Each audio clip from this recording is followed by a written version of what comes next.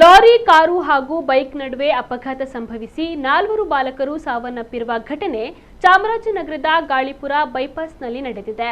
13 ವರ್ಷದ ಮೆಹರಾನ್, 9 ವರ್ಷದ ಸೈಯದ್ ರಯಾನ್, ಅದ್ನಾನ್ ಪಾಷಾ, 11 ವರ್ಷದ ಫೈಜಲ್ ಮೃತಪಟ್ಟವರು.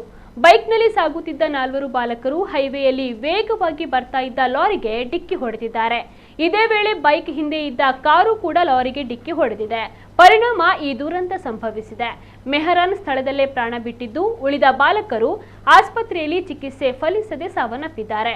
ಬಾಲಕರು ಹೆಲ್ಮೆಟ್ ಕೂಡ ಧರಿಸಿರಲಿಲ್ಲ. ಹೀಗಾಗಿ ತಲೆಗೆ ಗಂಭೀರವಾಗಿ ಗಾಯಗೊಂಡು ಅವರು ಮೃತಪಟ್ಟಿದ್ದಾರೆ ಎಂದು ತಿಳಿದು ಬಂದಿದೆ.